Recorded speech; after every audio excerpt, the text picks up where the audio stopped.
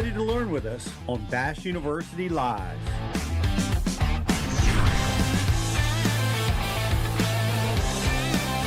Bass University Live starts now.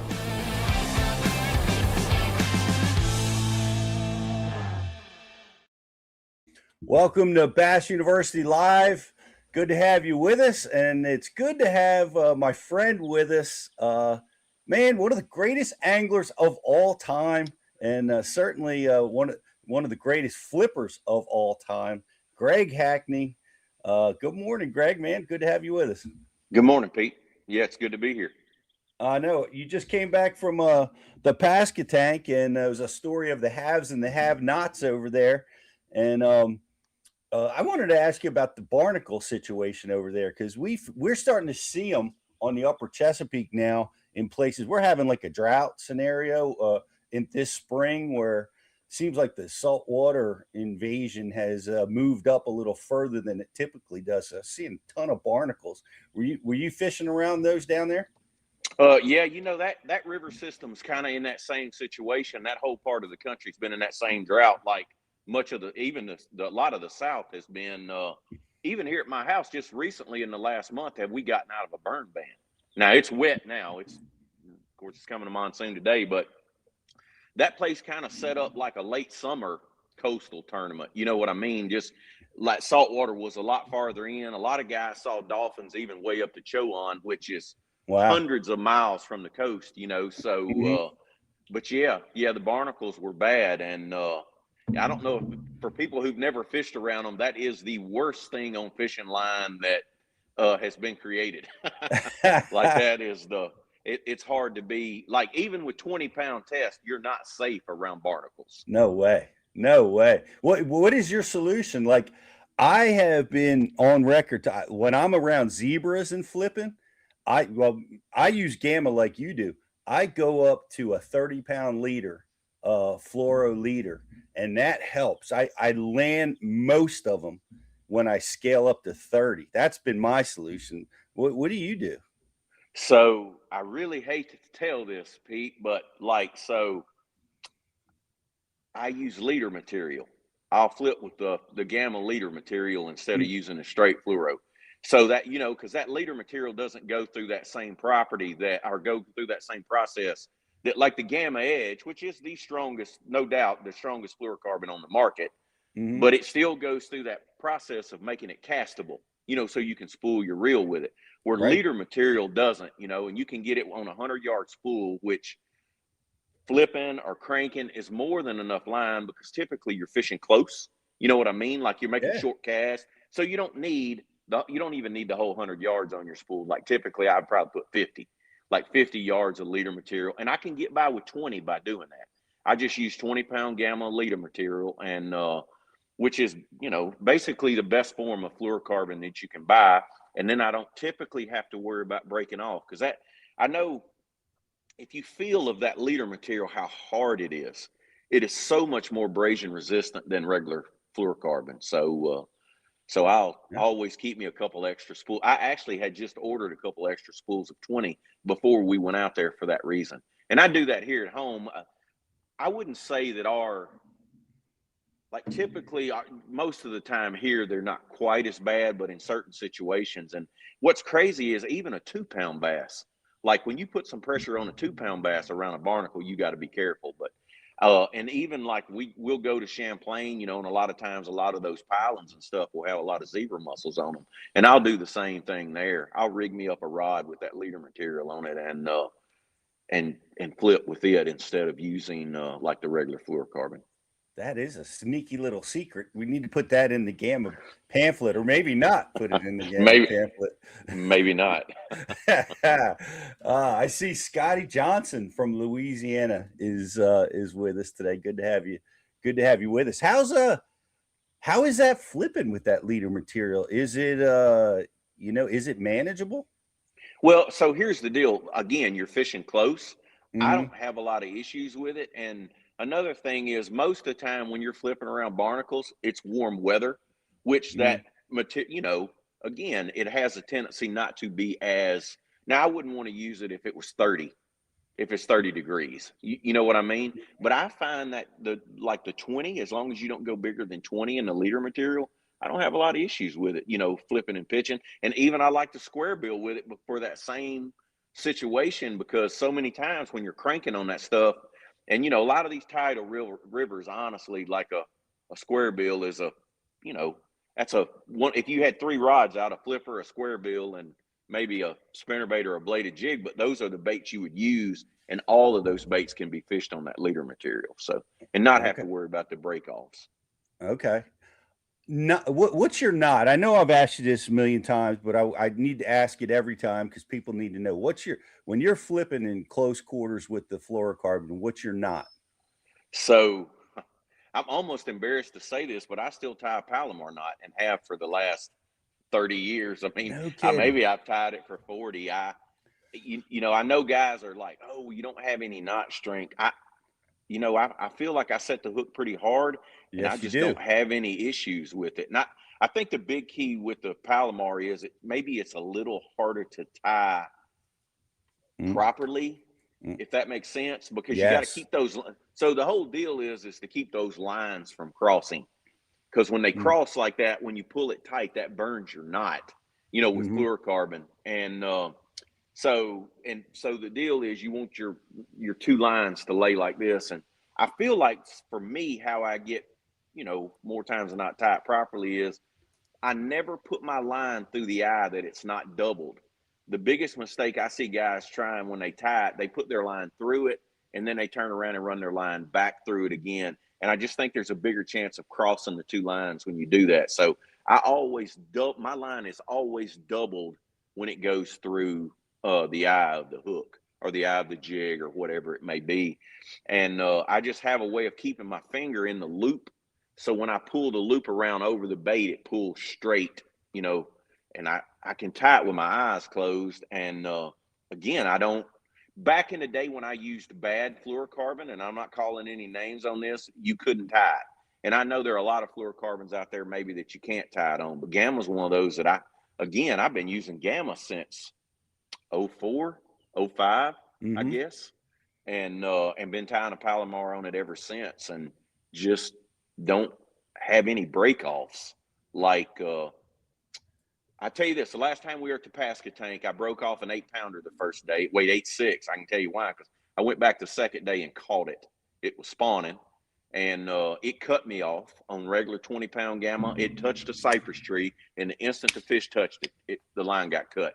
And I was in a little canal, and it had a shipwreck in it, and it was either a piece of steel or a barnacle that cut my line. And that's the last time. I mean, like maybe in the last 10 years, I can remember break. I don't break my line. I swing on them. And I would say 90% of the time I use my 7.6 pitching rod with 20. That's what I do all my flipping with. And I do a lot more flipping with fluorocarbon than I do braid, just because of, scenarios and places we go to. And I just don't have any issues with that Palomar. But again, I've been tying it for a long time, and I've even had guys, I showed them the way I tied it, and they're like, they've never seen it tied like that. Yeah. I think that's the big key with it. But, there's a lot of great knots out there, and my guy, I'm not, whatever knot you like is fine. You know what I mean? Like whatever works for you. Well, I appreciate that because you touched on something I think is so important. The best knot in the world, if it's not tied properly, it's gonna be bad. So tying a knot well is a skill, and it's a lot. I recommend guys practice. Because the only time they tie a knot is when they're live. Fishing or in action in a tournament, and if you're not good at a knot, you can practice it. It's the easiest thing in the world to get good at. But that's what I think that the way I tied a Palomar, I think I crossed the lines because I was having failures, and I switched to an improved clinch knot, and I stopped having failures because I can tie that one better, I guess. But yeah, that you hit the nail on the head. You tie a good knot. We're gonna have to get you to demo that the next time you're in class, for sure for us. as Greg is getting the call today. Good to have you with us. Good. Scott, good to have you with us again this morning on the show. We've got Greg Hackney with us, and we're going to be diving into flip. And we just guys, here's the schedule. Brian Schmidt was just released his shallow water forward facing sonar seminar with Bass U. We've got Kyle Patrick coming up this week, which is something you guys want to check out. We're on the water with Kyle, looking at real time strikes and habitat assessment with Kyle. And I want to give and coming up next week, Cole Sands is going to be with us. And Cole, man, Greg, Cole, you're an amazing instructor and teacher. Cole is very, very good. I know he's relatively new and young, maybe making his name out there, and he's in the top 10 in the standings AOY this year. He's having a heck of a year, but he's a tremendous instructor. So, and he's going to be released on Bass University here in just a couple of weeks, guys. So look for that to happen. But I know we just came back from you just came back from the Pasca Tank. Congratulations to Jason Christie, amazing win. Another Koike ball win. I wanted to ask you this: Are you flipping that thing? Have you dialed into that thing? Tell me what you know about it. All right, so the deal. I've been kind of slow to the table with it, honestly. We left Santee Cooper and rolled right into Lay Lake, and of course, it's won. The NPFL has also won there on it. No kidding. And honestly, I came home. I was only home a couple days. I even in my mind, I was like, man, I need to get out there with it. I didn't have any. So I have to give a shout out to Will Davis at Davis Bait Company, because I am now the proud owner of a whole bunch. And yes, because the deal is, at Strike King, we're coming with it. But I asked them last week, and it looks like it'll be early to late fall, honestly, before we have any. And I don't know if anyone out there has got online and tried to find any, but they're hard to come up with, and they are super, super expensive when you do find one. So, but yeah, again, like I said, Will Davis and them, they got plenty. And so he hooked me up with enough. Honestly, this awesome. is just I got enough now to last me till next season, and so I'm actually fixing to go this week before I leave Saturday to go to the NPFL at Logan Martin. We start practice there Sunday. And so tomorrow, if this weather will break a little bit, I'm actually going to go out there and spend the day with it and just carry nothing else. I do think that's very important with anything new when you're trying to learn it. But I'm fixing to take it out there and spool it up on one of my flipping sticks and go through it. Also, Renault Tackle, I have to give him a shout out too, because Tim Renault, who is a really good friend of mine, sent me all the stuff to rig it, like all the weights, different weight sizes. He's got everything under the sun. He jumped on that deal early. That deal wasn't a secret in tech. It kind of like it blew onto the scene, the national scene. But there were a couple of those boys over in East Texas already winning everything with it. And kind of where that Hags bait in that area where the Hags came out at, that's right. One of the reasons that they were on it pretty quick, because those tournaments were already being won with it there. So Tim jumped on it. He's got every rig under the sun, honestly, from single hooks to rigging it with a treble hook to adding a spinner to it, whatever you want to do with it. So he sent me a big bag of stuff too. And so I just got to get to the lake. It's hard during practice to learn a new technique, if that makes sense. So when we were over at the Pasca Tank, I had it and I threw it some, but it's a slow process. And what I mean by that, it is not a bait to cover water with.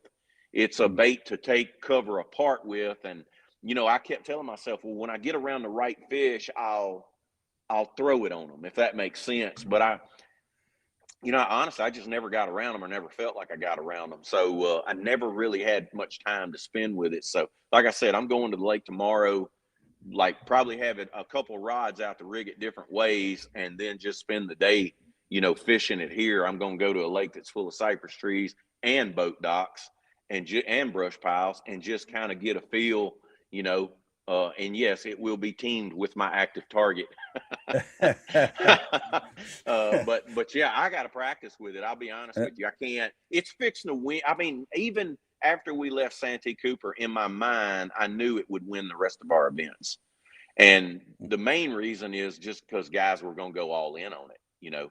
And Jason Christie told me that he went home after Santee Cooper and he had not thrown another bait at the Pasquotank. Like he had not thrown another lure in like 3 weeks since Santee Cooper. Like he had went home and went to work with it and practice and practice and practice. And you know what? It paid off for him. Man. Like because he built confidence in it. You know, that's the whole deal. I don't care if you're jig fishing or spinner bait or what it is. If you don't have any confidence in it, you can't throw it. And that's kind of where I was there. I had not thrown it enough to have that confidence built in it to lock it in my hand. I can appreciate that because in my experience, it's not that easy.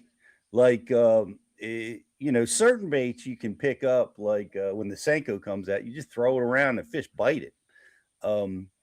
I've tried flipping it, the Koiki ball, limited success.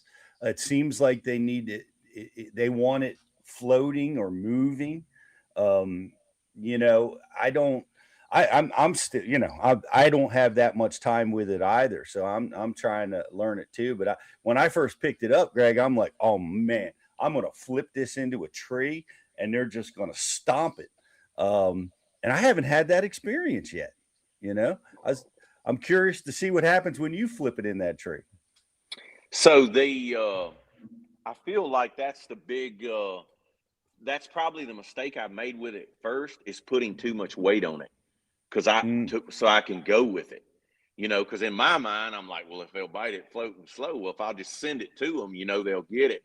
They do not seem to like it like that. No, sir. They seem to want it almost completely.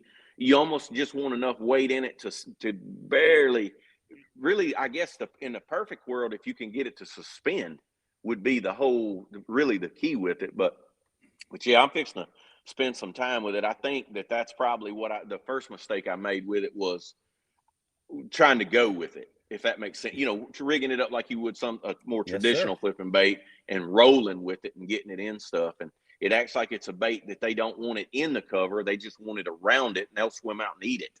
You know, yes. Yep. I think the rest of our term, I expect Logan Martin to be one on it next week. I think when we go to Champlain, I think the tournament will be one on it there. I think when we go to the St. Lawrence, I think it'll be one on it there. I think they'll just use the smaller one to catch the smallmouth. And as long as we're around all these big largemouth, they're going to use the bigger one, the full cast or a 23 or 25. I think Will and them, they make what they call a 25 millimeter, which literally is big as your hand. But it seems like big bass are biting a big bait. It's just a weird big bait. Yeah.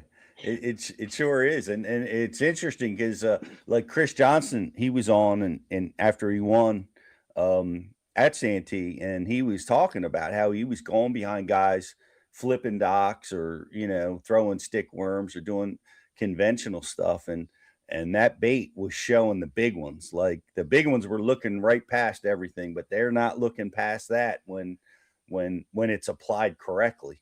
So yeah, that's interesting. Wow, what a statement by you.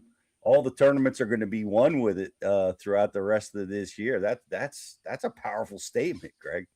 Well, here's the deal. Everybody's so excited about it. You know, I don't know if there's been a bait in recent times that everybody's been so excited about, because this one catches big ones. You know, that's the whole key to bass fishing. You know, like you might have a bait that can shell the numbers. Yeah, that's great and all. But when you have a bait that is going to places or fisheries that are getting fished and catching 7, 8, and 9 pounders behind guys, I'm like, that gets you excited about bass fishing.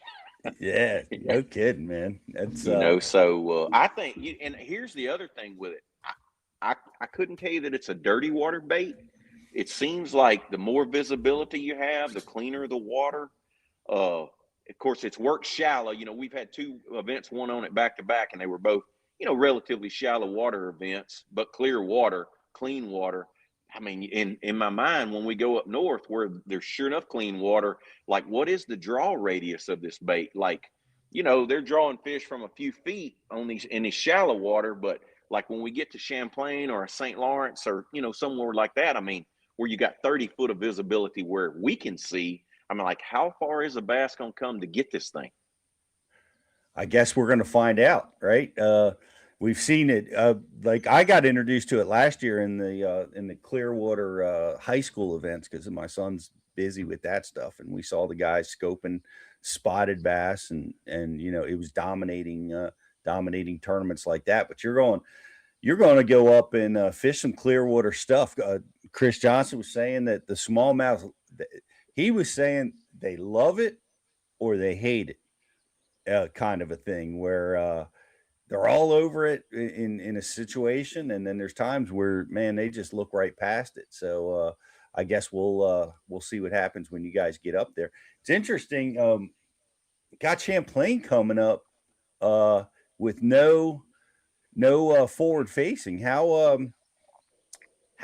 do you think about that? I mean, I know we're going to be throwing the quickie balls, but man, the flipping bite has dominated up there, or has been a powerful factor without that sonar view. What do you think is going to happen up there this year? So the last few years we've been up there with front facing, the smallmouth have dominated. I mean, they dominate the events without a doubt, and but we might, back in the day, we would go that time of the year and largemouth would dominate, or it would be a mixed bag. And so I feel like the largemouth definitely are going to play a lot more. And, there's a couple things that affects that area. And I haven't really been keeping up with the rainfall, but, years when it was high and flooded, even late in the summer like that, it would be one shallow, flipping heavy cover. And then the other deal is when it's lower, a lot of times, flipping grass is a big deal. But the great thing about up there is there's a lot of areas you can win in. It's big and there's a lot of opportunity. But I do foresee the largemouth playing a much bigger factor, without the front facing sonar than they did with it, if that makes sense. And honestly, I don't know how a largemouth will survive there on a boat dock with this sea urchin, sea monkey, whatever we're going to call this thing. You know what I mean? Like, because the boat dock deal is out of the bag. I really get to thinking, like, that's one thing that's played into our two last events. Boat docks were never a factor at Santee Cooper anytime we've been there. You're right. And so those fish had been living on those docks, not getting bothered. Okay. Wow. So I think that same thing at the Pasca tank. I think Christy really exposed that deal. Like, yeah, everybody knew the cypress trees and the leaning logs were a big deal in that Chowan River, but he really showed how powerful the boat docks were. And I get the feeling, and you'll see that so many times with our group, that they'll go to a place that gets fished, but figure something else out that the locals haven't figured out. And there is no doubt the locals had not figured out the boat dock deal to Pasca tank, and they had not figured it out at Santee Cooper, but they have now. Yeah, man, they sure have. And I know the docks up at Champlain. I remember Guido Hibden has won a tournament flipping docks up there, but we don't see that happening that often. But with this new style bait, it might show us some fish that we didn't know were there. I think that's kind of the deal, because those big shallow largemouth in that clear water, I just get the feeling. Now, I've not been to Champlain with it, but I get a feeling they're going to bite it. All right. Well, we'll see. I look forward to seeing that. We're going to be watching. I want to talk a little bit about flipping. Well, a lot about flipping because you're the master at it. What's the best flipping lake that is in the country right now? What's Greg Hackney? What's your top 3 places to go flip in the summer? I'm going to put you in a box. Post spawn, summertime. What are the best flipping lakes in the country? So for me, grass lakes are the best flipping lakes in the country in the summertime. And the reason for that is those fish will move out there and get in that grass and bunch up like they do on the ledge. Honestly, right, we are in the best grass fishing period of time, typically right now. The best time to crank ledges is the best time to flip grass, because that's when those fish will get back out there on the edge of that grass and bunch up. And honestly, I think there's a couple things that go on that do that. Of course, they like to get back out there and they bunch up in groups. They bunch up in sizes. Typically, when you find them this time of the year, bunched up flipping grass, they're big fish, or they're the bigger average fish for the lake you go to. And then Mm-hmm. the other deal is a lot of bluegill spawn out there in those grass beds. And I think that's another thing that concentrates those post pond fish together. So in the perfect world, when you're flipping grass, if you can find a bluegill bed out in the grass bed, that concentrates those bigger fish out there. And just now is the time. Yeah. Most of the places we go to now, honestly, the lakes, once the spring is over, the flipping bite's over because everything moves out, you know. And so you're really limited on where you can go and flip in the summertime, if that makes sense. There's only a handful of new lakes, you know what I mean, that still have like standing timber and stuff to flip in like that. They built a new one over in Texas. I keep thinking I'll get over there sometime. It's a pretty big lake. It's kind of in that northeast part of Texas. Mm-hmm. They flooded a couple years ago. That's full of brush. There's Bussy Break in North Louisiana. It still has a lot of standing willow trees and stuff in it to flip around, and it's a shallow fishery. In that, the fish, just live and spawn and do everything in the same area. But it's hard right now to come up with a lake. Champlain would have to be high on the list. A Cayuga, any of those Finger Lakes, places that have grass. Places for those fish to go out and give you a target, to flip in the summertime. There's just Yeah. less and less of that. You know what I mean? Mm-hmm. Honestly, because all of our lakes are aging.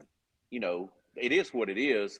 They clean up so much faster. The fish just seem like they spend less and less time shallow. Like they're in a hurry to get the spawn over with, and then they immediately, they're back offshore, swimming after bait, living in brush piles, Right. offshore structure, that type of deal. So it unless you go up in your part of the country, in the Northeast where there's shallow grass, where there's just not a lot of grass even in the South anymore. You know what I mean? Like there's not a lot of lakes that have a lot of shallow vegetation, where those fish live at in the summer. So I Mm-hmm. enjoy, going up your way, any of that up the Northeast, the Chesapeake, places that have grass, Yep. where you can the Potomac, just Oh, those are all fisheries that are really good in the summertime for flipping. yep. Yep. Heck, we're still in the spawn. We're still at the tail end of the spawn up here, for sure. And I'm not that far north, but we're still seeing them just wrapping things up. What when the bluegill spawn in a grass bed? What is that? What does that look like? You see them up in the shallows. You see them on the inside of grass beds. Do you see them deeper than that? Do they spawn on the outsides? Where do you see them? So there's a lot of deep grass lakes that, well, I say a lot, there's not many. There's a handful of deep grass lakes in Texas, in there's some places in Arkansas, Lake Washita has that. And a lot of those bluegill there spawn out on the outside edge of that grass. And Mm, but typically it's always something a different place in the grass. It might be a line of grass, a edge, a defined edge. And mm-hmm. oh, sorry, my phone did something weird. Um, okay. Um, but there'll be a defined edge of grass, and it can either be like where a drain or something goes in at a flat place. An irregular place on the grass edge is typically where you'll find a bluegill bed. And the other thing you'll find a lot of times when that grass is like it's just a solid wall of grass, it'll be something on the bottom that breaks it up, and those will be the places where those bluegill. The best way to find them on the edge of that grass, honestly, is with your side scan. Is just go down through Mm-hmm. there. Sometimes it can be a point in the grass, a little kick out, and those bluegill bed will be right in front of it. And the bass seem to, and you'll know this from shallow bluegill beds, in that if you've got a bush or a lay down or a boat dock that's close to that bluegill bed, that's where those bass will like to sit. And that grass works the same way. They'll sit in that grass, and then periodically they'll make attacks, on that Yeah. bluegill bed. Because if you've ever sat and watched them shallow, it's the exact same thing. All of a sudden, they just show up, and a wolf pack will run up there, and then they vanish, and Mm-hmm. then they come back. And occasionally you'll see them sitting on it. You'll see a few fish, a few bass just sitting around on the bluegill bed. But if there's a good piece of cover around it, they like to get in it. And that's the Yeah. way they do in that grass. It's typically not like offshore schools where you would have 100 bass, but it could be 8 to 20 bass, and they'll just be big ones when you find that deal. Now, it's like a needle in a haystack. I'll tell you, it is what it is. You have to Hmm. fish a lot to find it, but when you find it and you get bit on it, you can just keep going back there throughout the day and getting bit, if that makes sense. You'll typically always have some time where you can light them up pretty good and get you 2 or 3 of them. But then after that, you'll just have to make periodic trips back to it to get bit, because those fish will stay there. They will stay there as long as those bluegill are spawning. I'm using bluegill, but it's some type of sunfish. It could be shell crackers, red ears, Yep. or bluegill, or there's so many sunfish species. We call them bluegill, but there's so many different types. But typically, clear the water with grass, the deeper they will spawn, just like the bass, Yep. and they will be out there in that grass bed. And the whole key, like especially like right now, because it typically starts happening right after the bass get through spawning, the bluegill go to spawning. The two Hmm. just kind of go together. You know what I mean? One stops and the other one starts, and those females, and more times than not, it seems to be females. They make that move to those bluegill beds in that grass, and it is, to me, it is the best flipping, because again, in 3 or 4 flips, you can have 20 pounds. You know what I mean? Catch. That's just the quality of fish that it's around. In that, Yeah. on the edge of that grass that time of the year. That's all. Well, prior to what we just talked about, the koiki ball style, which I have heard is now the magic button, the magic weapon around bluegill beds. Yep. But prior to that, what's your choice to flip into that grass around the Yeah. beds? It's 100% a jig. I A just think jig. a jig just does the best representation of a bluegill we have. A jig Mm-hmm. with a rage crawl trailer. I mean, you can't, like, always, when I'm around brim eaters, always, whether you're swimming a jig or flipping a jig, like that, a jig just is because it's compact, it's thick, it has the build of a bluegill body, you know, Sure. and then those legs swimming on the back of it. I just don't think you can beat it. Yeah. Anytime they're on bluegill beds, I lean towards the jig. Now, it's different if I'm fishing for them in 2 foot of water. It's probably a wacky rig ocho.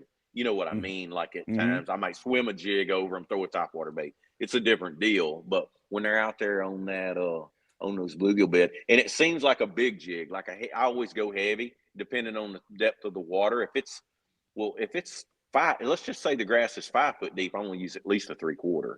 A jig doesn't fall that fast. You think, man, 3/4, but when I put a rage crawl on the back of it, or even a rage lobster, that really just slows down the rate of fall. But Right. a lot of times, if we're 5 to 10 foot of water, I'm at least an ounce jig, because again, Mm-hmm. it doesn't fall that fast, but it falls fast enough to get them to react. And typically in that situation, you need one of them to react, and then you can catch 2 or 3 of them pretty quick if you can get that first one to eat the bait. That's all you're trying to do, is get that first one to rush out there and get it, and then it fires up the whole group. Because Yeah. typically this time of the year, you're fishing for groups. Later in the summer, flipping grass, you're fishing for singles. You know what I mean? You might find a good 100-yard stretch or a good 50-yard stretch. But early on in the grass flipping, they're typically be in a place the size of your boat. And you can just keep going back to that exact same place, getting some bites.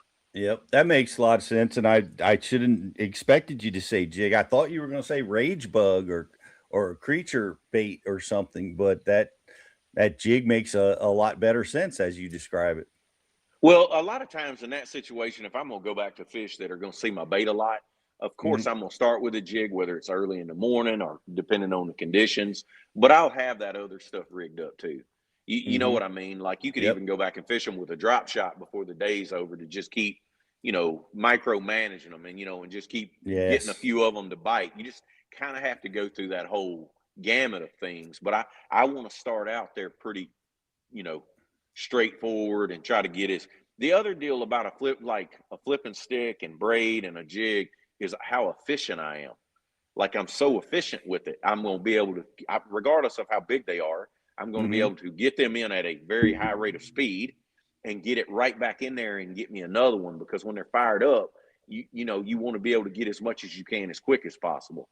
Now, I understand the deal coming back and picking up some more finesse stuff and just grinding out some bites and all.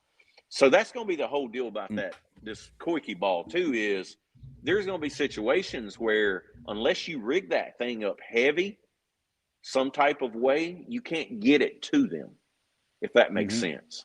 If they're out in a patch of pads or, under some matted vegetation, there's still going to be situations that you can't get it to them, So you're either going to be like, this is how this deal I feel like is going to go. It's going to be a deal like Christie last week where he has completely given up on everything else. I know he showed a picture of a topwater bait, but I don't feel like he used it. Like I think he went all in with it, and you're going to skip that stuff that you can't fish with it, if that makes sense. Or you're going to fish the stuff you can with it, and then you're going to pick up more traditional tackle and fish the other stuff. Like it's just curious to see how this deal's going to go. I feel like this is a bait, honestly, that will be around till the end of time. I feel like it is the best. It's one of the reasons I'm wanting to learn and jump on it quick, because I feel like it's the best right now it's going to be by far.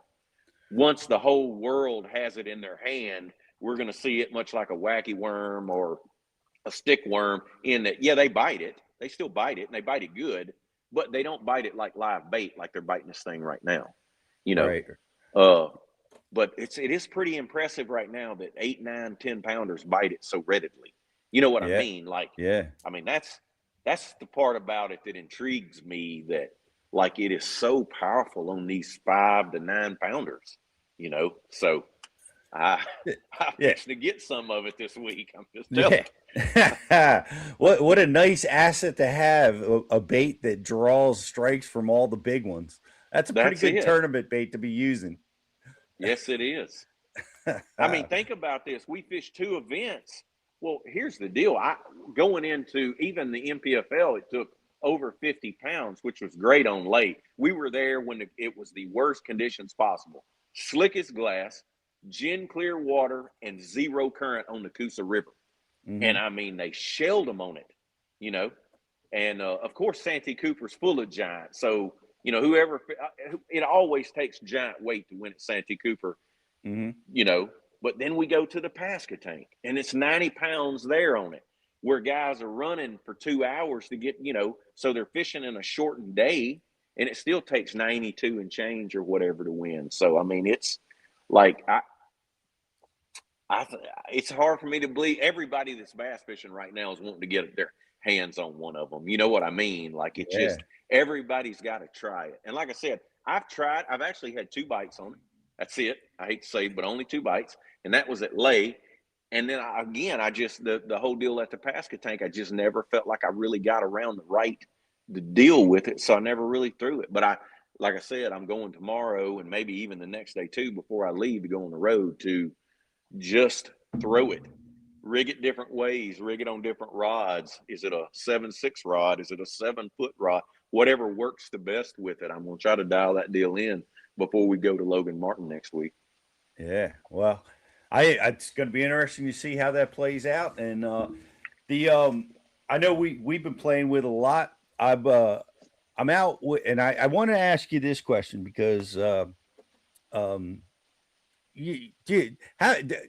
your kids fish? Are you teaching them? How's that going?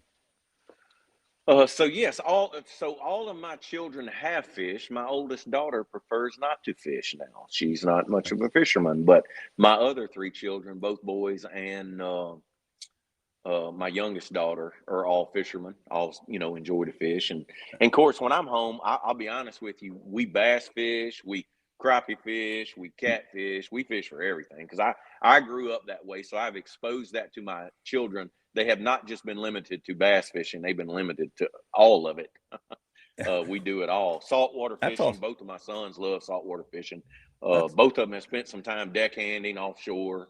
But yeah. So and they hunt and fish and do everything. Well, I gotta ask you this. My son's 16, and I do everything wrong according to to him. It's not true. I'm being harsh on him, but when it comes to it's funny to I'm trying to teach him and I'm instructing him how to flip, how to pitch. He loves it. He's like a natural flipping fisherman, just absolutely loves that style, that big rod, setting the hook, and all the excitement that happens after. So we share that, him and I, and I'm teaching him how to fish. So I bark at him a lot as I'm coaching him through this stuff. And the here's and I want to I'm interested how you do it, because when I want to take let's take a stump for an example. All right. If I can imagine, let me grab a stump. I got a fishing reel here. This is my stump. If I'm over here and I'm fishing this stump, my first cast is going to be likely past the stump to the back side of it, right? And I'm going to let it fall here, and I'm going to hit the stump on my way in, let it fall, and that's how I'm going to trigger my strike. So my first cast is typically beyond the stump. Where's your first cast go? Typically wherever the shade spot is, if there's any shade on it. Yeah, I'll Okay. typically go right to the shade spot first, or if there's something, some kind of little something sticking out on it, or whatever. Mm-hmm. About the only time I'll pitch past the stump and fish by it if I think they're spawning on it, if that makes sense. If Okay. they're just setting on a stump, chances are they're suspended. So I just try to hit wherever I think that fish might be setting at, right on the head. You know what I mean? Just to get him to react to the Right. instantly, because your first cast is your best one. You know what I Yeah. mean? Like, the more cast you start making to something, typically your percentage for getting bit goes down. You know, Mm-hmm. but other than the spawn, I very seldom ever really key on the bottom that much. That fish don't like to set. Here's the deal: they just don't like really completely lock down on the bottom and guard the bottom, like, other than the spawn. The rest of the time they always seem like they set higher on stuff, if that makes sense. Yeah. Like, I don't know. And the clearer the water, the less chance they are sitting on the bottom. Dirtier the water, they seem to set tighter to stuff and own it. Where Yeah. cleaner the water, they're more around it. I Right. even believe this a lot of times punching mats, that when you're flipping over in the edge, the fish you're fishing for may not even be under the mat. But that's such a natural presentation of when that bait goes through the mat for him to rush in there and get it. Mm-hmm. Like, you know what I mean? Something just fell out of the mat. So a lot of times they're maybe setting a foot or two out in front of it, and you're plinking down the edge of it, and he sees it under there. You know what I mean? Like, Yeah. so, and I just, like, a lot of times I just think about that when I'm making that flip. Like, I want to flip in a place where, or make him get it, you know? So if it Yeah. fell in that shade, and he doesn't necessarily even have to be sitting in the shade, but it looks natural and you get a surprise. I think that's the whole deal with flipping more times than not, is just surprising him, making him, Yeah. where That's he my. doesn't ever have a chance to think about it. He just Yep. get it, See, or that's never. what I'm trying to accomplish by casting past the target, because I feel like he's looking at me, he's aware of my presence, so I'm making him go behind, away from me to react, and I have a better chance of getting that bite. Uh, but your first target is and obviously, I got an error to you, and because that's my son's first target. He's right at the target, right at the stump. And I feel like, well, you got to make a perfect cast, but you're really good at making that perfect cast. And if you splash, or you're off with your cast, you can ruin that opportunity. Whereas if you cast past the target, you have a little bit of a fail safe. If it's a bum cast, lands a little bit loud, you can still get away with catching that fish. So yes, it's interesting. Jake's going to listen back to this, and he's going to say, "Dad, I told you I was right." Well, I don't think there's any, like, when it really comes down to fishing, there's so many variables in it that there is never, each day, one might be wrong one day but right the next day, if that makes sense. Every Mhm. day is different. It changes from day to day, because there's so many variables with the weather and the sun and rain, whatever, Yep. that every day is slightly different. So you really always honestly need one bite to show you where the rest of the bites are going to come from, Yeah. to get you keyed in on, well, I kind of swam my bait back and he came out and got it, or you Yep. know what I mean? Like, Yeah. it's not always It's exactly the same. That's right. Yeah. That's good. That's good advice. And I want to ask you this question because like to me you're like a natural. You've got one of the greatest minds in fishing, and I've talked to everybody, and I love the way you think about um, fish behavior, strikes, um, and this is a great question that comes in from Eric. It's like, who do you talk to? Who do you get information from? Who do you talk to at a high level about fishing and situations out there on tour or in your life? Who do you deal with? So I really, honestly, like at a really truthful level, I don't really talk to anyone. It's hard. If I quiz our guys, I try to quiz them more after the tournament, not during or before, because here's the deal. This is a hard way to make a living, and I just hate to put a guy on the spot like that. So I'm like, I don't really like, more times than not, the guys that I fish against, I talk to them off the water more, or about stuff after the tournament or that kind of deal, because I don't want to force them to lie. And I don't know if there's one of them out there that won't lie to some extent. Or here's the deal in fishing, I can tell you 95% of the deal. And if I leave out 5%, I might as well not told you anything. Yep. And that's you just, now with that being said, I don't network with anybody because I didn't really grow up in that time or grow during the sport of bass fishing when that was a big deal. That has gotten to be a huge deal. We see the surge squad, they all stay together, uh they talk to one another. You about figure, with the way the deal is a lot of times now, like Pake South and a knife fisher, they're tight, room together. I see them going to the boat ramp, one's behind the other one, Hmm. and that deal works for those boys. And I just didn't, most of the guys I talk to are lone wolf. You know what I mean? Like I visit with Christy, but I try never to put him on the spot. You know what I Hmm. mean? Like they guys Hmm. just do he stays with Gussie, but yet they just both do their own thing. You'll never Right. see Gussie and Christy on the same deal, if that makes sense.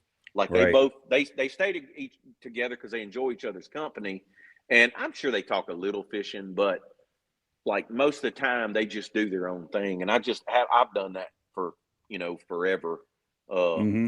I don't really have anybody. I'm sure it hurts me some too, because a lot of times if I don't figure out, if I miss the deal by a little bit, it would be nice to know, get you in the right direction. But I do see that it's more common, and I even thought about this. Like Kyle Welcher is a lone wolf, stay by himself guy. Okay.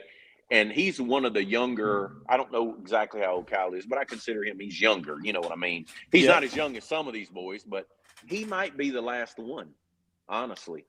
Like he may be one of the last ones out there that's of the new group, I should say, that stay by himself, do his own thing. Now I know him and Wheeler are big buddies, and they talk off the water or whatever. But as far as during the tournament, he's just that guy that he impresses me. I'll be honest with you, that he just does. He's a great scoper. He's a great everything, well-rounded angler. But he stays by himself and does his own thing. Travels with his wife and little boy, and just does his own thing. But Yeah. that is a dying breed. Like I Wow. see that, like all the new, again, because we also have the youngest group of anglers we've ever had. I mean, there's more 17 to 25-year-olds now than they've ever been. And they seem to like to share information. Like they like to get together and it may be because the way fishing's advancing or changing, or, with the new technology, and like, but they seem to get together and really do Yeah. that, where the Denny Bryars of the world never spoke to anyone.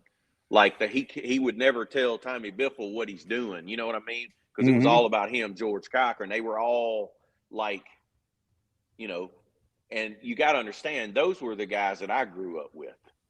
Okay, Hmm. so that probably led me to be the way I am now, about just doing my own thing and not really worrying about what anybody else. And I'll be honest with you, I really don't. When I don't catch them in a tournament, I don't blame it on that. Oh, I didn't know the latest and greatest. I blame it on I didn't figure it out.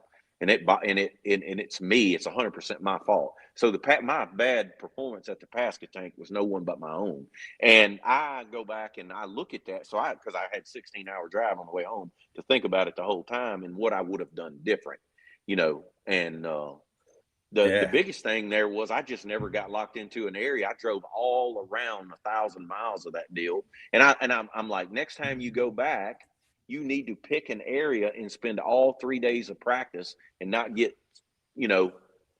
So I end up going back and fishing an area on the second day that I had not been to in like 4 days, if that makes sense. Right. And I just think a lot changed in that period of time. And the way I was fishing, conditions were totally different when I got back. And I'm like, had I spent all 3 days of practice in that area, uh, I would have probably got a better opportunity to see the conditions change Sure. and been a little more prepared to that instead of running 2 hours to get there and then getting there and it's totally different and trying to figure it out while I'm there, if that makes Mm-hmm. sense. But those are just things that I do. You know what I mean? Like Yeah. I think Well. about every move I make and like, don't do that again. You know what I mean? Like, don't Mhm. make the same mistake again. You got spun out. You're all over everywhere trying to find a place, and you'd have been better off to just picking one area of the map and going, regardless of how good it was, whether it was the winning area or not, and just dissecting it and being dialed into that area. And more than so, because what disappoints me about it is I could have survived the event by doing that. You know what I mean? Like, Yep. yeah, you probably wouldn't have won regardless, but you would have survived the event. And I think that's what I'm disappointed. I lost some points. I could have just stayed in the area I fished the first day of the tournament. And I stayed there because the weather was bad. And I didn't want to Mm. make that long boat ride in those 4-footers. I Right. just chose not to beat my boat up. Mhm. And the second Well, day I went, but the conditions were, it's just all live and you learn. That's the yep. cool thing about our sport. So I'm 52 years old. I think I've been doing it full time now for either 25 or 26 years. And it's crazy that I would learn something daily, sometimes hourly, in every tournament. And I fished, however many tournaments I fished, but it's just you never stop learning. I mean, to deal with this new bait, or it's front facing sonar, it's just Mm. this is a sport that just never stays the same from one day to the next. Yeah, you gotta love it. You gotta love it that way. And your 16-hour drive. I've won every single tournament I've fished on the drive home. Unfortunately, you you you you failed during the event, and then it's like an epiphany on the drive home. I can see now where I made my mistake. This would have could have worked for me. And that drive home solves all the problems if you could only figure it out in real time. Well, the deal is, but you got another tournament, so I've only been off a week. So Sunday, I'm gonna get the opportunity. It's one reason I like fishing two trails. Honestly, I would hate to be home right now after coming off a bad event and not having an opportunity to right the ship before we go to Champlain in another month or 2 months or yeah, because we don't have another tournament at Bassmaster till the middle of August. Well, it's Right. June, so that's one reason I chose to fish the MPFL too. So I'm like, man, I like to fish. Now, Yeah. come when the season's off, I like to deer hunt and I don't want to be fishing. So it's Mhm. just, I don't need all that downtime. You know what I mean? Like I'm off a Yep. week and I'm going, even by fishing both tournament trails, I'm going to be off for 3 weeks after this next one. You know what I mean? To Yeah. vacation, do some other things. And I'll be honest with you, it's hard for me to be at home for a long period of time during the season, or I start crawling the walls. I mean, you know what I mean? Like I Yeah. can't explain that, but I'm like, I gotta be. I am trained to travel and fish, and Mhm. uh, and that's the reason that it's worked out. To being able to fish those two tournament trails and I get another opportunity to experiment with Yep. the new bait. You know what I mean? Like I'm gonna Heck get a yeah. chance to use that in tournament competition. In another week. So, but yeah, I do. I always think about that. I'll think about an event. I'll even go back and rerun the event. Like say, I fished Logan Martin last fall, so I'm gonna fish it again next week. And there were some things I learned there last year that I'm hoping that I can apply next week. So it's Yeah. always good. It's, a lot of guys, I have a like I have a pretty freakish memory when it comes to tournament results and things that happen during tournaments and how tournaments were won or whatever. And but a lot of guys write that stuff down if you can't remember it. So like experiences that happen at a tournament, key things that you saw, or so when you do get an opportunity to go back to those places, you know, uh, being able to use that past knowledge and either use it in a positive or at least not make the same mistakes twice, you Mm-hmm. know, and do the things that you said. Because more Yeah. times than not, this is what I find. If I second guess my gut, there was your main mistake. Like if I'll just believe in my gut and my gut says this, just do that. Don't Just worry do about it. anything else. Just do that. That will Yeah. lead you down the right path. And, Yeah. the way tournaments are, you're not going to win them all. It may be different if you only fish on your home body of water, but when you're traveling around the country, it's hard to light down every week on the winning fish. Okay. It's almost humanly impossible. Uh, but what you can do is you can light down on the ones that do well and have a good tournament and not make any mistakes. So Yeah. that's always what I'm striving for. The wins will come when you least expect them. Like, but as long as you do things right and you don't look back and have made a lot of mistakes, you'll have a lot more opportunities to top 10 or to win the event. You know, the Yes, main sir. thing is just don't look back and go shoulda, woulda, coulda. You know what I Yes. mean? Like Mm-hmm. just fish clean and do the right things, and eventually it'll roll around in your wheelhouse that things will come together. Now that's Yeah. of course that's different if you fish the same lake every weekend, but in our deal we don't really have that luxury of we go to different fisheries at different times of the year and different conditions, and so it would be hard for me to ever have that like local knowledge of these places where, well, oh yeah, well, you're dialed in every week. I'm just trying to get dialed in 3 days and then fish the tournament and be dialed in on a Yes, sir. different fishery, so. I want to switch gears real quick. Well, T. Campbell has a question, and it's a good question, I think, about flipping reeds, because reeds are uh, have their set of troubles. They're very difficult to get fish up and out. He lives in Florida. Um, uses braid. What are what are your suggestions for flipping reeds? How do you attack that habitat? So I would have to say that's probably one of my favorite things is flipping. Like I love flipping cattails, flipping sawgrass, Heck uh, yeah, that type of stuff. But yeah. I'll be honest with you, like we fished a tournament at Millwood. I don't know, it's been a couple of weeks ago now, and there were just acres of sawgrass, and the fish were either garden fry or spawning in the holes in the sawgrass. But it was extremely shallow, like literally 18 to 20 inches deep was all the water that was in that stuff. And I actually had to get away from braid and flip fluorocart straight fluoro. I would have preferred braid in that condition, but Hmm. those fish were hard to stick with not much water. And I run into this pretty much every year when fish are extremely shallow and spawning. Sometimes you can't catch them on braid. Like I'll rip the bait off the hook, or you'll I have a tendency to set the hook too hard and jerk it right out when the water's extremely shallow, if that makes sense. And they're spawning.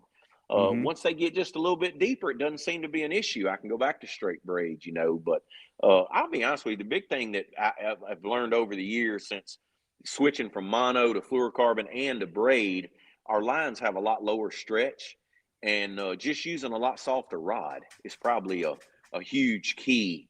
Because Yeah. here's the deal with regardless of what the cover is, as long as you get that hook, you know, driven home in the right place, you can get by with a softer rod because we're using such a low stretch line. But in that situation, but yeah, I mean, it just depends. I flip, I love a jig around reeds. I mean, it just a lot of times I'll go to a jig in a situation like that just to slow me down, because when you use a bigger weight and a piece of plastic, it just shoots right in. So you'll have a Hmm. tendency to fish a lot faster, where I can pick up a jig, say a half ounce, or and plink and just take that cover apart. So it just depends on the situation. Again, it's just so many variables in reed fishing in general that it's not all the same. I would prefer to fish it with a jig. And the main reason, the number one reason I probably lean towards a jig more than most people, and most people think, well, you get hung more with a jig. You do. But Mm-hmm. if you slow down, you don't. But the main reason is if I get 10 jig bites, there's a good chance I'm going to catch 8 or 9 of them. Where in a Texas rig, in that same situation, a lot of times, your catch ratio can go way down in heavy cover with it, and especially more so with braid and, in a Texas rig. You just have a lot of situations where bad stuff happens, and that jig Yeah, would just catch it. If I can get them to bite a jig, they're caught.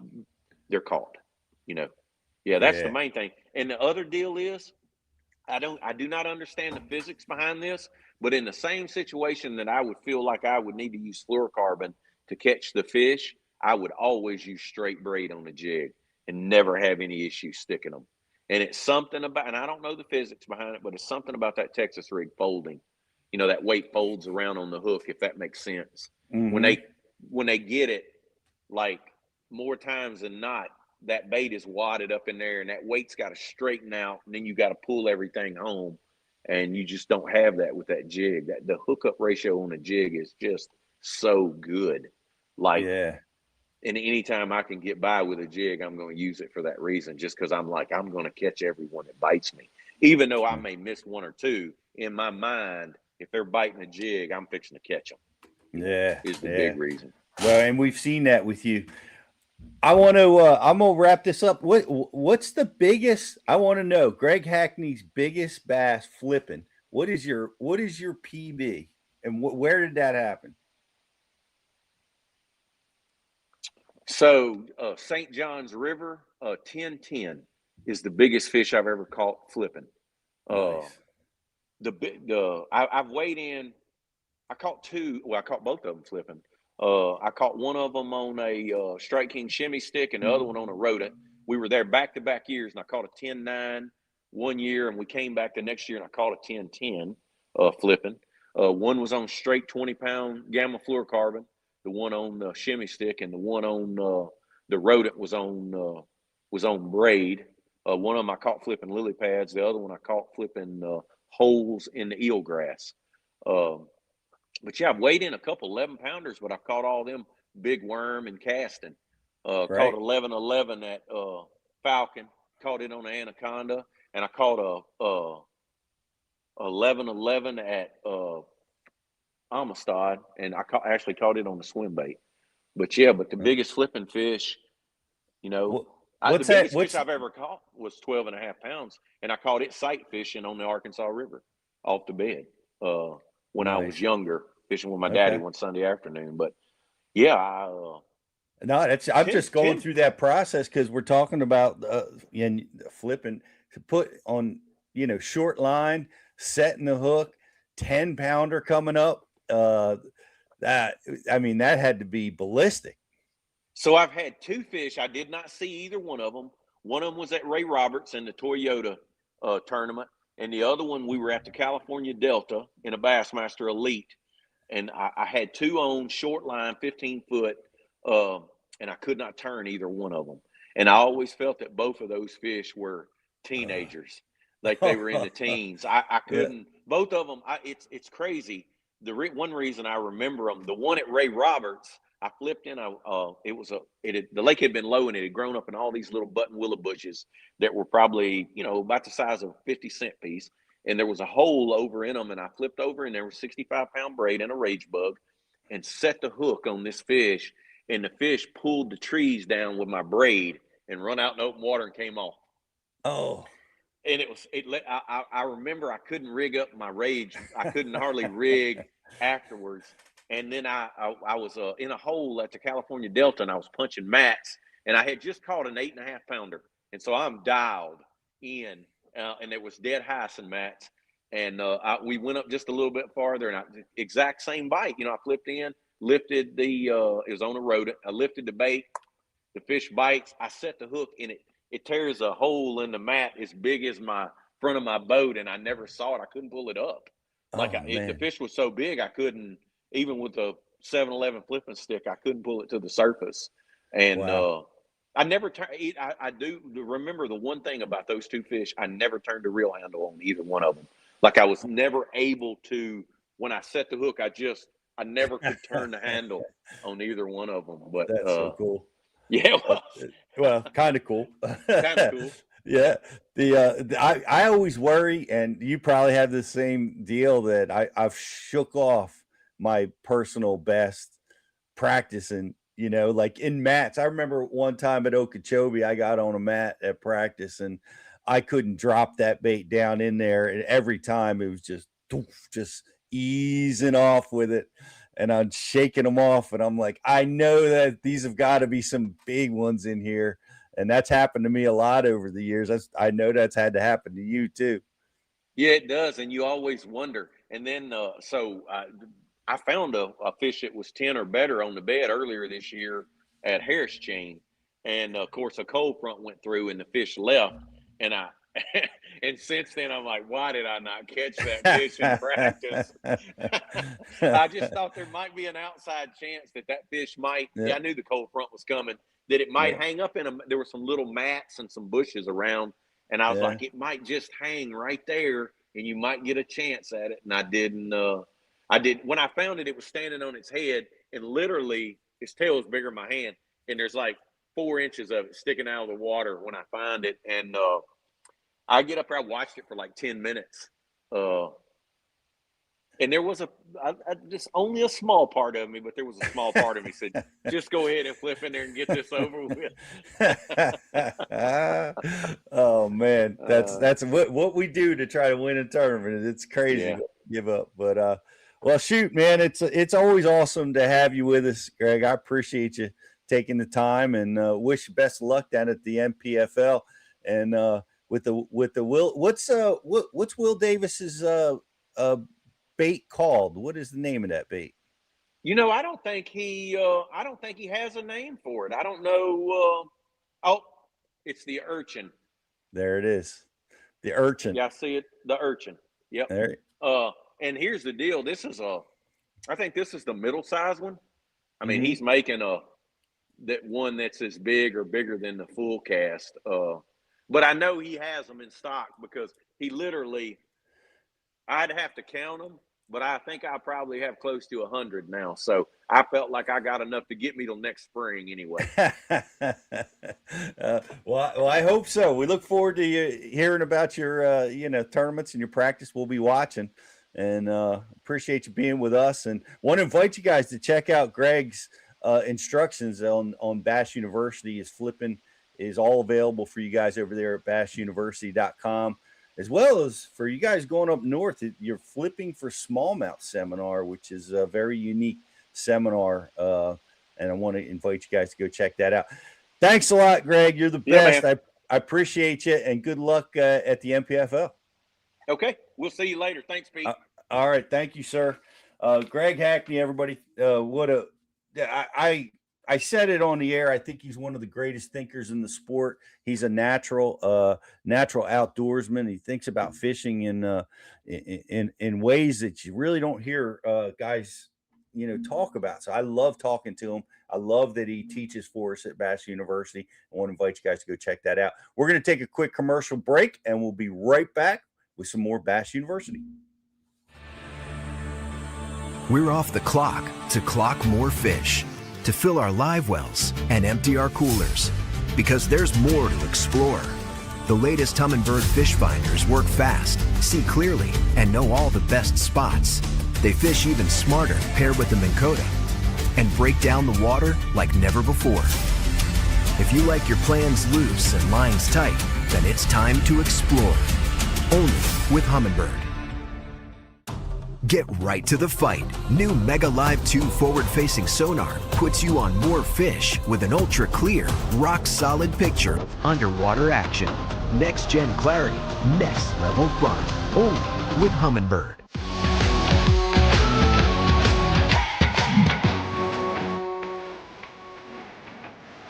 That is the critical thing, because you've got to be comfortable jerking that jerk bait around your body. You're always going to be working it with your rod tip down, maybe a little bit to the side. You're going to lose traction on that fish. He's going to flop off because he's got this big heavy weight flopping out of his mouth. And to a bass, that signals in their brain that is an easy meal. They want to feed up, but they don't want to lose that object. That fish was shallow. He was parallel to where I'm standing.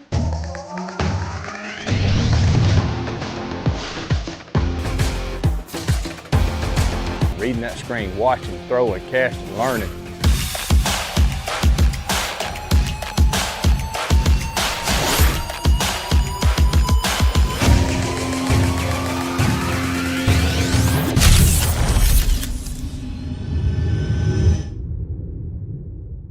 At Whitewater Fishing Gear, we build gear for the days that test your commitment. The ones launching before daylight, staying out when the wind picks up, and fishing through conditions most guys avoid. Engineered for protection, mobility, and all-day comfort. Built to perform when conditions turn rough, so you stay focused on the pursuit no matter how the elements shift. Whitewater Fishing Gear, built to brave the waves. When the sun's up and the bite's on, clarity is everything. That's why serious anglers trust Redfin. Built for the water, designed for performance. Lightweight frames, crystal clear optics, and rugged durability that stands up to long days on the water. Thanks to Zeiss Repel technology, water, oil, and even sunscreen just slides right off the lenses. Your vision stays crystal clear.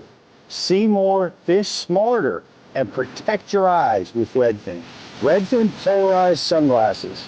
Comfort, clarity, contrast. Mother Nature may be tough. I'm tougher. I'll take you where chaos is the cost of entry and where the fish are worth the fight. Because the bigger the question marks, the better the quest.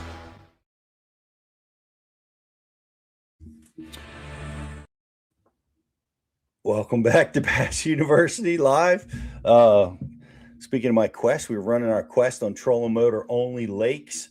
We've got the High School Nation State Championship coming up for us, and man, that quest is amazing. It just delivers speed and all day power, and just an amazing tool to be able to fish trolling motor only lakes amongst many other things. So guys got to go check that out. Brian Schmidt, shallow water forward facing sonar. He's a grass phenom and shallow water guy, and you want to check that out. We're going to be with Kyle Patrick this week. He's going to be released also using front sonar and his strategies to get that done, and that's an on the water seminar. Look for that coming out on Thursday. And Cole Sands, who's red hot, having an amazing year out on the elites this year. He is in the top 10 in the standings, and we're talking about grass with Greg, and Cole's perspective on it is going to be coming up next week on Bass University. So go check that out. Have you downloaded the app? I know you have. I know a lot of you guys have. Go download the app. Everybody loves the performance of the new app, whether you're on iOS, Android, Roku, or Amazon. Where guys, if you have a Roku TV and you're a subscriber to Bass University, just load it up on your TV. You can scroll right through the app right there in your living room and watch on your Roku or Amazon Fire TV. So go check that out, guys. You can also sign up there on your Roku or Amazon apps right there in the comfort of your living room. So go check all that stuff out, guys. We have a subscriber of the week. We'd like to bring that up, Justin, when you're ready. There he is, Jesse McGee, longtime Bass University member. Ran into Jesse. Good to see you rocking the Bass U logo camo hat. We love that. Good to see you, buddy. Great to see you out fishing with your daughter. Really cool. Man, we fished the Chester County tournament, and Jake and I are busy competing in that event, and we did terrible. We caught all small fish. We got victimized by muddy water, and we could not figure it out in real time. And we had a a crummy tournament, one of our weakest finishes of the year. So we're going to have to dig out of that hole if we want to make the national championship this year. So we have our work cut out for us, but I appreciate all the boys at the Chester County. Now, Riz and Justin fished together. They had a much better day. They found some clear water and caught a lot of fish and did a lot better than we did in that tournament. And shout out to the guys that survived and thrived. Still don't really understand what the condition was. It's an interesting part of fishing in tidal water. We had wind change, big wind directions change, muddied up some water. Was it the heavy tide coming in and flushing out? We had an extreme tide that day, may have caused some muddy water. We didn't have any discharges from any of the river systems like the Susquehanna. So the water, the off-colored water came and got us and pushed the bait around and pushed the fish around and made things a little bit challenging. But we caught a lot of fish. Always a great fishery down there on the Chesapeake. And, we took our licks. We look forward to getting another shot at that field. It's a tough field. We love competing with those guys. Shout out to the guys that did so well in that event. Well done by all. Guys, we're going to be back next week with another Bass University Live. I want to, let's see who we have on our schedule. We have Brandon Polinick's going to be with us next Tuesday. So looking forward to that. He had a wonderful finish at Santee Cooper. So it seems like we're going to be talking about that Koike ball. You can't get away from it. It's just red hot. Hey, Will Davis Jr., Davis Baits has got him. If you guys are having a hard time getting those baits, go check it out right now. But thanks. I want to thank everybody for hanging out. A lot of great comments and questions on the board. Chuck Fish, I see you there. All you guys that are with us today, appreciate all the great questions and the comments. And come hang out with us next week with Brandon Polinick. I look forward to that. Hope you guys get out and do some fishing in the summertime, post spawn, or even spawn, depending on where you're at. It's all going on right now. Get out there, enjoy it, have some fun, and check out bassuniversity.com, guys. Thanks for being with us. We'll see you next week.